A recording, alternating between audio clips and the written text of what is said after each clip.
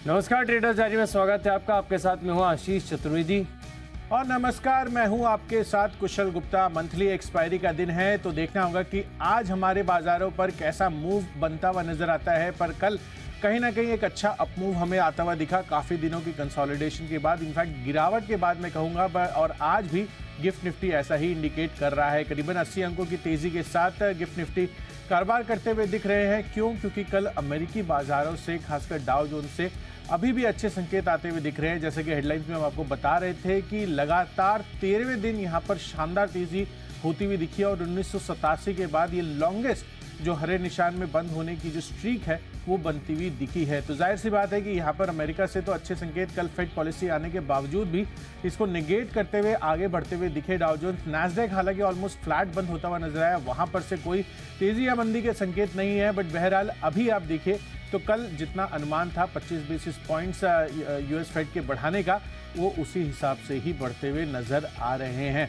But यही देखना है कि आगे चलकर ये और बढ़ाते हैं या फिर यहाँ पर ऑल ब्रेक लग सकता है। बट आंकड़ों को देखकर फेड चेयरमैन जेरोम पावेल ये कह रहे हैं कि डेटा ड्रिवन आगे चलकर डिसीजन रहने वाला है। तो 22 साल की ऊंचाई पर ब्याज दरें पहुंचती हुई दिख रही है।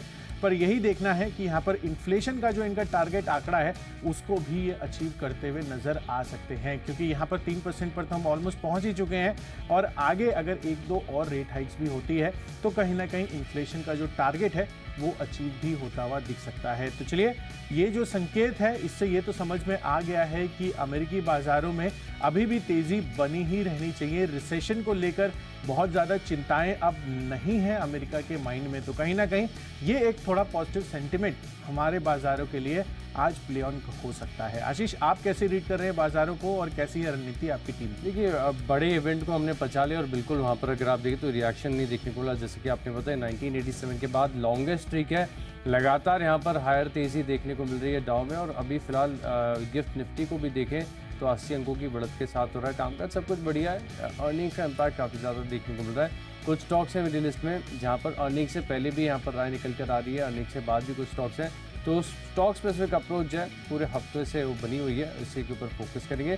शुरुआत कर लेते हैं कैश की कैटेगरी के साथ। तो नतीजों वाला स्टॉक आपको बताता हूँ। स्टॉक मैंने चुना है गॉडफ्रे फिलिप्स। यहाँ पर आपको करनी है खरीदारी। दरअसल अगर आप देखें तो नतीजे मुझे अच्छे लग रहे हैं। नतीजों के साथ एक और अच्छी बात ये भी है कि अगर आप डेली चार्ट्स पर देखें तो आपको एक डबल बॉटम फॉर्मेशन नजर आएगा, जिसके चलते मैं मान रहा हूँ कि इस स्टॉक पर आपको फोकस करके चलना चाहिए। तेजी यहाँ पर देखने को मिलेगी। 1780 रुपये का टारगेट है। स्टॉप लॉस लगाना है आपको राउंड फिगर 1700 रुपये का।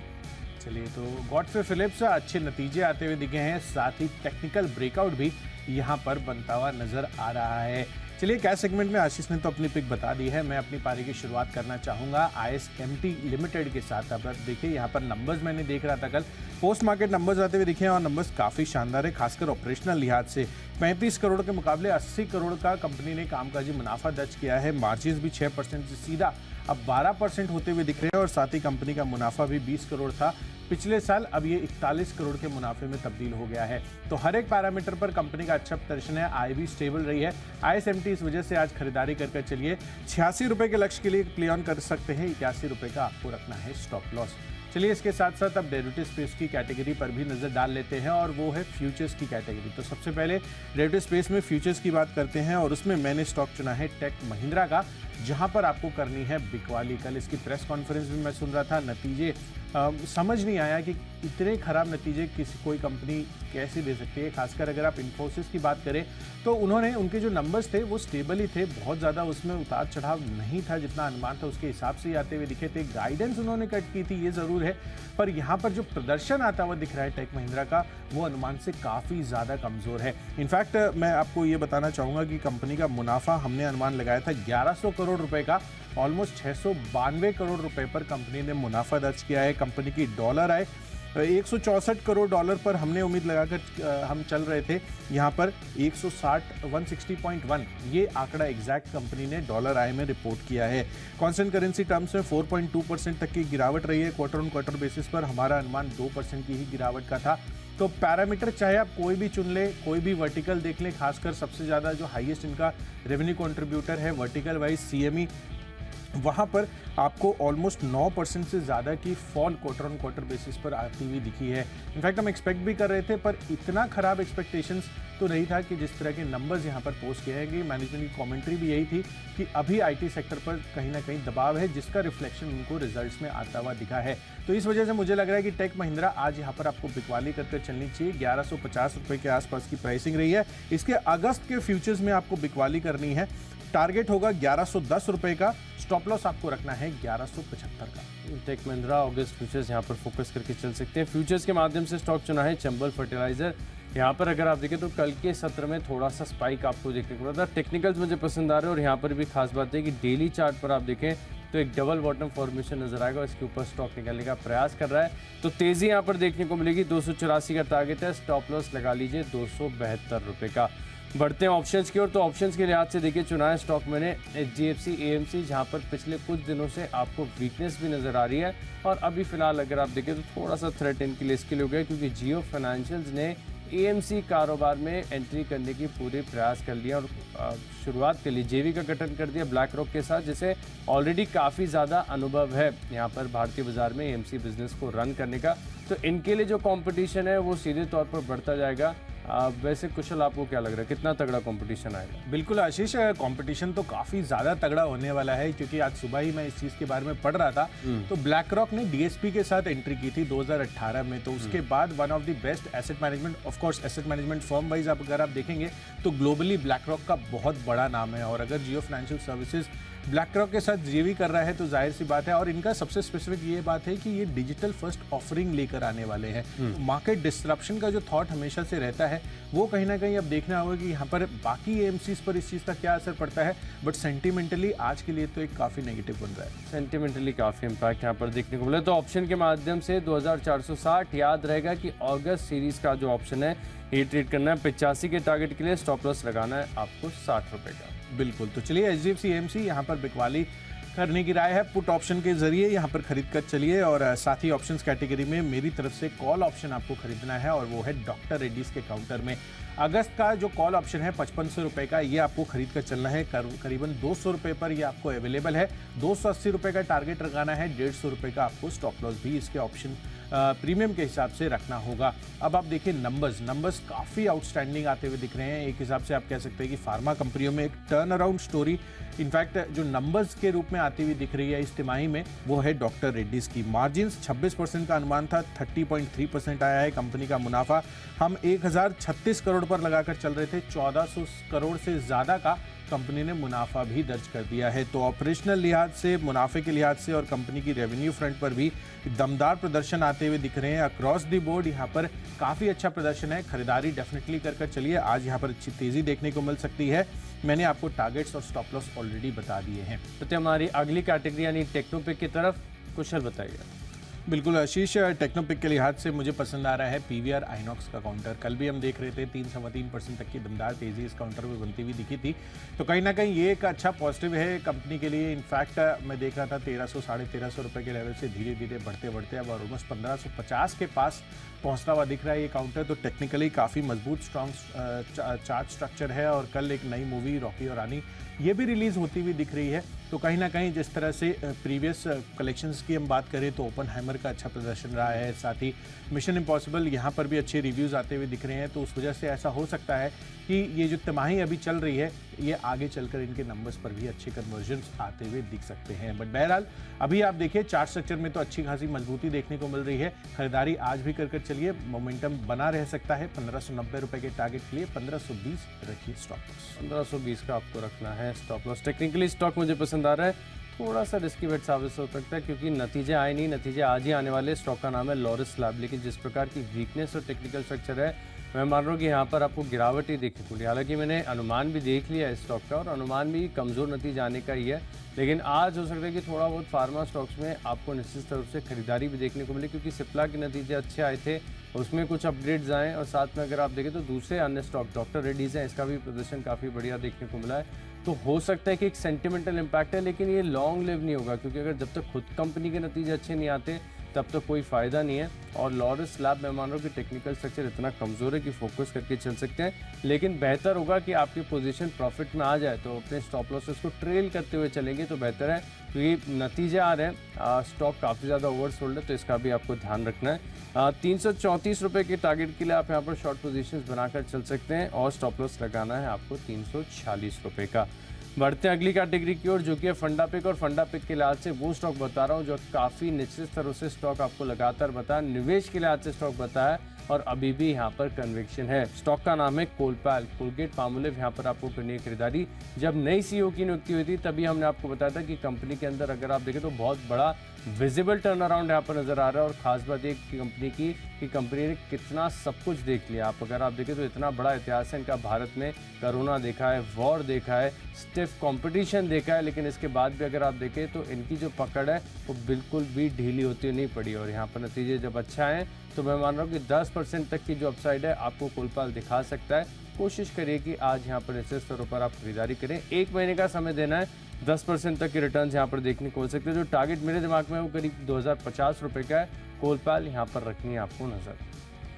बिल्कुल, तो कोलगेट पामोलिव यहाँ पर आपको नज़र रखनी है। इनफैक्ट 1500 रुपये के लेवल से कब 1900 रुपये के लेवल्स आ गए पता ही नहीं चला। बट आशीष, आपने काफ़ी अच्छा आइडेंटिफिकेशन इसको एक राइट समय पर किया, जिससे हमारे जितने भी व्यूवर्स हैं उनको काफ़ी अच्छा फ़ायदा पहुंचता हुआ नज़र आया है। पर अभी भी यहाँ पर बुलिश साउंड कर रहे हैं और जो नंबर्स आते हुए दिखे हैं उससे भी यही लग रहा है कि आगे चलकर अच्छी खासी तेज़ी आपको देखने को मिल सकती है। तो 2050 रुपये के टारगेट के लिए अगले 1 महीने में कोलगेट ये आपको अच्छे रिटर्न्स दे सकते हैं। और फर्दर चलिए, फंडा पिक के लिहाज से आशीष ने तो अपनी पिक बता दी है, पर जैसा कि हम बात कर रहे थे फार्मा स्टॉक से जुड़े हुई सिप्ला के कल जो नंबर्स आते हुए दिखे वो मेरे लिए काफ़ी इंटरेस्टिंग थे। इनफैक्ट अक्रॉस द बोर्ड जितने भी हमने अनुमान लगाए थे कंपनी ने काफ़ी अच्छा बीट किया है और नंबर्स काफ़ी शानदार आते हुए दिख रहे हैं। और उसके बाद जो ब्रोकरेज हाउसेस की रिपोर्ट आई है वहां पर भी अच्छे खासे अपग्रेड्स आपको टारगेट के लिहाज से आते हुए दिख रहे हैं। खरीदारी की राय तो बरकरार रखी है सिटी ने, पर साथ ही टारगेट से 1110 रुपए के पहले ये रखे हुए थे और अब धीरे धीरे बढ़ते बढ़ते 1240 रुपए का टारगेट इन्होंने बनाकर रख दिया है। तो जाहिर सी बात है कि नंबर्स काफ़ी अच्छे आए थे, उसके बाद ये रिएक्शन है। और मुझे लग रहा है कि कल जितना अच्छे नंबर्स आए थे उतने स्टॉक प्राइस में रिफ्लेक्शन नहीं आया, 1-1.5% तक की ही तेजी बनी थी। बट आज जिस तरह से डॉक्टर रेड्डीज के नंबर्स आए हैं उसके बाद मुझे लग रहा है कि आज सिप्ला भी काफ़ी अच्छी रनअप दिखा सकता है। ब्रोकरेज हाउस की रिपोर्ट्स भी पॉजिटिव है। तो अगर आप इंट्राडे के लिए प्ले करना चाहते हैं फंडा पिक के लिहाज से, इसको वैसे भी प्ले करके चल सकते हैं। और फंडामेंटली तो डेफिनेटली आप पोर्टफोलियो में शामिल कर चलिए। निफ्टी कंपनी है, अगले 12 महीनों में मुझे लग रहा है कि 1300 रुपए के टारगेट के लिए आपको सिप्ला में अच्छी खासी खरीदारी के मौके बन सकते हैं। चलिए, फंडा पिक की भी बात हो गई है, अब आगे बढ़ते हैं। इन्वेस्टमेंट पिक के लिहाज से हमने कौन से स्टॉक चुने हैं उस पर एक नजर डाल लेते हैं। तो मेरी तरफ से है वंडरला हॉलीडेज। काफ़ी दिनों के बाद ये काउंटर मेरे रेडार पर अब आता हुआ दिख रहा है। इनफैक्ट 350 के लेवल से मैं इसको वॉच कर रहा हूँ। धीरे धीरे जिस तरह की एक्यूमुलेशन इस काउंटर ने दिखाई है और जो आंकड़े इनके आए हैं वो कहीं ना कहीं मुझे बता रहे हैं कि आगे चलकर जितने भी कैपेक्स ये कर रहे हैं अक्रॉस, चाहे अपने रिजॉर्ट्स बढ़ाने में या फिर जो अम्यूजमेंट पार्क्स है वहाँ पर अपनी कैपेसिटी बढ़ाने में, वो मुझे लग रहा है कि इनके लिए काफ़ी कारगर साबित हो सकता है। जैसे ही रेनी सीजन जो है ख़त्म होते हुए देखेंगे उसके बाद मुझे लग रहा है कि यहाँ पर इनकी जो ओवरऑल ऑक्यूपेंसी है, फुटफॉल है, वो आगे चलकर और ज़्यादा बढ़ते हुए नजर आएंगे। 600 रुपये के आसपास तो ऑलरेडी काउंटर है, पर जिस तरह की मजबूती काउंटर ने दिखाई है, ऑलमोस्ट डेट फ्री कंपनी है, रिटर्न ऑन इक्विटी भी 17-18% का है और एफआईआईज डीआईज का भी भरोसा यहाँ पर अभी भी बना हुआ है। करीबन दोनों मिलाकर 9% की हिस्सेदारी होल्ड कर चल रहे हैं। तो इंस्टीट्यूशनल इन्वेस्टर्स भी वंडरला हॉलीडेज में इंटरेस्टेड हैं। तो खरीदारी करके चलिए अगले 12 महीनों में 720 रुपए के टारगेट के लिए। 720 रुपये के टारगेट के लिए कन्विक्शन के साथ स्टॉक में आपको करनी है खरीदारी। और स्टॉक निवेश के लिहाज से जो मुझे पसंद आ रहा है वो है लक्स इंडस्ट्रीज। और कल कुछ खास हुआ था, कल जितने भी इनरवेयर वाले स्टॉक्स हैं सब में आपको बड़ी तेज़ी देखने को मिली थी। अच्छा, एक इंटरेस्टिंग रिपोर्ट है, मुझे पूरी तरीके से ध्यान में नहीं आ रही कि बाजार में तेज़ी और ये अंडरवेयर वाले जो स्टॉक्स होते हैं इनमें कोई कोरिलेशन होता है। अच्छा, हाँ, मैं बाद में ढूंढना चाहूँगा इसको, लेकिन फिलहाल के लक्स इंडस्ट्रीज़ का चार्ट मुझे अच्छा लग रहा है। बड़े डीप करेक्शन के बाद 70-75% की गिरावट के बाद स्टॉक के अंदर अगर आप देखें तो रिवर्सल देखने को मिला है। और मैं मान रहा हूँ कि अब यहाँ पर आपको तेज़ी देखने को मिल सकती है। 12 महीने का व्यू बनाकर चलें, 1870 रुपये तक के जो टारगेट्स हैं ये आपको देखने को मिल सकते हैं। अब बात करें खबरों की, तो खबरों के लिहाज से नतीजों वाला स्टॉक मैंने चुना है एजिस लॉजिस्टिक्स, जहां पर फोकस कन्विक्शन काफी लंबे समय से बना हुआ है। कंपनी के रिजल्ट अच्छे हैं, मार्जिन अगर आप देखें तो पिछले साल 4% के मुकाबले 9% के मार्जिन देखने को मिले, तो तेजी यहाँ पर देखने को मिलेगी। 385 का टारगेट है, स्टॉप लॉस लगा लीजिए 368 का। चलिए, तो खबरों के दम पर एजिस लॉजिस्टिक्स यहाँ पर खरीदारी कर चलिए, नंबर्स काफ़ी अच्छे आते हुए दिखे हैं। मेरी तरफ से है एयरकॉन इंटरनेशनल का काउंटर, जहाँ पर खरीदारी करनी है। इंडियन रेलवे से यहाँ पर कंपनी को 80 करोड़ रुपए का ऑर्डर मिलता हुआ दिख रहा है। कॉम्पोजिट वर्क, सिविल, इलेक्ट्रिकल और मैकेनिकल के लिए ये ऑर्डर मिला है इनको, तो मुझे लग रहा है कि यहाँ पर तेज़ी बन सकती है। 100 रुपये का टारगेट आज के लिए बनाना है। 95 रुपीज़ आपको यहाँ पर स्टॉप लॉस रखना होगा। बढ़ते हैं हमारी आखिरी कैटेगरी माई चॉइस की तरफ, और यहाँ पर देखिए पहला स्टॉक है लिस्ट में फार्मा काउंटर है, सन फार्मा। ये स्टॉक मुझे काफ़ी पसंद आ रहा है। सन फार्मा में अगर आप देखें तो टेक्निकल स्ट्रक्चर काफ़ी मजबूत है। कल के सत्र में यहाँ पर तेज़ी बड़ा ब्रेकआउट भी देखने को मिला, तो 1140 रुपये का टारगेट है। राउंड फिगर 1100 रुपये का आप लगा लीजिए स्टॉप लॉस, और कन्विक्शन के साथ स्टॉक को समय दीजिए। मैं मान रहा हूँ कि जिस प्रकार के टेक्निकल्स हैं यहाँ पर रिटर्न्स आपको बढ़िया देखने को मिलेंगे। अगला स्टॉक है मेरे इसमें गोदरेज एग्रोवेटी, धीरे धीरे प्रयास कर रहा है ऊपर आने का। रोज थोड़ी थोड़ी तेजी यहाँ पर देखने को मिल रही है। एक दिन पहले शायद लास्ट वीक की बात है, एक बड़ा स्पर्ट भी यहाँ पर देखने को मिला था, हालांकि वो सस्टेन नहीं कर पाया। अब मैं मान रहा हूँ कि वो लेवल्स दोबारा टेस्ट कर सकता है। ऐसा नहीं कि आज इंट्राडे में ये टारगेट हासिल हो जाएंगे, थोड़ा सा समय आपको देना पड़ेगा। स्टॉप लॉस लगा लीजिए 475 का, और 530 तक के जो टारगेट्स हैं आपको गोदरेज एग्रोवेट में नजर आएंगे। आखिरी स्टॉक है लिस्ट में केएसबी लिमिटेड। यहाँ पर भी अगर आप देखें तो टेक्निकल स्ट्रक्चर मुझे काफ़ी अच्छा लग रहा है। लगातार हाइस के करीब कंसोलिडेशन है, जो कि दिखाता है कि स्टॉक के अंदर स्ट्रेंथ काफ़ी ज़्यादा है। चार्ट एक बार जरूर देख लीजिएगा। 2300 रुपये तक के जो टारगेट्स हैं यहाँ पर आपको देखने को मिलेंगे, और 2200 रुपये का आप लगा लीजिए स्टॉप लॉस। बिल्कुल, तो केएसबी लिमिटेड यहाँ पर खरीदारी करने की राय आ रही है आशीष की तरफ से। टेक्निकल चार्ट्स काफ़ी बेहतरीन लग रहे हैं। चलिए, माई चॉइस कैटेगरी में मेरी तरफ से भी तीनों के तीनों खरीदारी के कॉल हैं। जो सबसे पहला है इसमें Schaeffler India, auto ancillary company है। नंबर्स काफ़ी स्टेबल आते हुए दिख रहे हैं। मार्जिन 18.6% पर आए हैं 18.4% के मुकाबले। साथ ही कंपनी के कामकाजी मुनाफे और मुनाफे में आपको यहाँ पर अच्छा खासा उछाल देखने को मिला है। तो कहीं ना कहीं आंकड़े जो है वो स्टेबल आए हैं। ऑटो एंसिलरी कंपनी है, फोकस में है। 3250 रुपये के टारगेट के लिए खरीदारी करनी है। 3120 रुपये आपको रखना होगा स्टॉप लॉस। दूसरा कॉल है संवर्धन मदरसन। इनफैक्ट ये शॉर्ट कवरिंग कैंडिडेट हैं। जिस तरह से कल की तेजी में इसने पार्टिसिपेट किया है, काफ़ी शानदार रहे हैं। इनफैक्ट 99 के आसपास अब संवर्धन मदरसन का काउंटर पहुंचा है। अगस्त के फ्यूचर्स में खरीदारी करनी है। 103 रुपये का टारगेट आज के लिए बनाइए। 97 रुपीज़ आपका स्टॉप लॉस बनेगा। और आखिरी कॉल है IDFC फर्स्ट बैंक पर। यहाँ पर भी धीरे धीरे एक्यूमुलेशन काफ़ी अच्छा खासा होता हुआ दिख रहा है, और यहाँ पर भी जिस तरह के शॉर्ट्स बने हुए थे, एक आज मंथली एक्सपायरी के दिन इस पर भी कवरेज की एक्सपेक्टेशंस है। तो मुझे लग रहा है कि 88 रुपीज़ का टारगेट अगर आप बनाकर चलेंगे तो ये इजीली अचीव हो सकता है। 83 रुपये का रखिए स्टॉप लॉस। यहाँ पर स्टॉप लॉस रख के फोकस करके चल सकते हैं आप। तो चलिए, जो 20 स्टॉक्स हैं इनकी फोकस लिस्ट हो गई है तैयार, और अगर आपने कोई भी स्टॉक या कोई भी लेवल मिस कर दिया तो पहले जल्दी से देखिए रिकैप। कैश का स्टॉक है लिस्ट में गॉडफ्रे फिलिप्स, चंबल फर्टिलाइजर के फ्यूचर्स में करेंगे खरीदारी, और HDFC AMC का पुट ऑप्शन खरीदेंगे। टेक्निकली कमजोर नजर आ रहा है। लॉरस लैब्स, कोलपैल के नतीजे काफी बढ़िया हैं। 1 महीने का समय दीजिए, और निवेश के लिहाज से खरीदिए लक्स इंडस्ट्रीज। नतीजों का असर देखने को मिलेगा एजिस लॉजिस्टिक्स में। सन फार्मा में आएगी तेजी। गोदरेज एग्रोवेट में बड़ा मूव है, और केएसबी लिमिटेड यहाँ पर भी टेक्निकल स्ट्रक्चर है सपोर्टिव। इन 10 स्टॉक में मेरा कन्विक्शन सबसे ज्यादा है। बिकवाली वाले कॉल लॉरस लैब। यहाँ पर अगर आप देखें तो नतीजों से पहले वीकनेस हावी हो सकती है, शॉर्ट पोजीशंस बनाइए। बिल्कुल, तो चलिए कैश सेगमेंट में मेरी तरफ से ISMT का काउंटर खरीदारी करके चलिए। नंबर्स काफ़ी शानदार आते हुए दिख रहे हैं, पर दूसरी तरफ टेक महिंद्रा नंबर्स अनुमान से बेहद कमजोर हैं। तो बिकवाली करके चलिए। डॉक्टर रेड्डीज आउटस्टैंडिंग परफॉर्मेंस है, खरीदारी करके चल सकते हैं। PVR आइनॉक्स चार्ट स्ट्रक्चर पर बेहतरीन लग रहा है। फंडा पिक के लिहाज से सिप्ला अगले 1 साल में 1300 रुपये के टारगेट्स दे सकता है। सिमिलर अवधि में वंडरला हॉलिडेज 720 रुपये का टारगेट बनाकर चलिए। खबरों के दम पर एक और इंटरनेशनल फोकस में रहेगा। माई चॉइस कैटेगरी में शाफलर इंडिया, संवर्धन मदरसन और साथ ही IDFC फर्स्ट बैंक में खरीदारी करने की राय। और इन सब में आज के लिए मैंने जो बेस्ट पिक चुना है वो है डॉक्टर रेड्डीज का। आउटस्टैंडिंग परफॉर्मेंस हर एक पैरामीटर पर कंपनी ने बीट किया है जितने भी स्ट्रीट एस्टिमेट्स थे, और कहीं ना कहीं लग रहा है कि यहाँ पर अच्छी तेजी आज बन सकती है। तो खरीदारी कर चलिए इसका ऑप्शन में।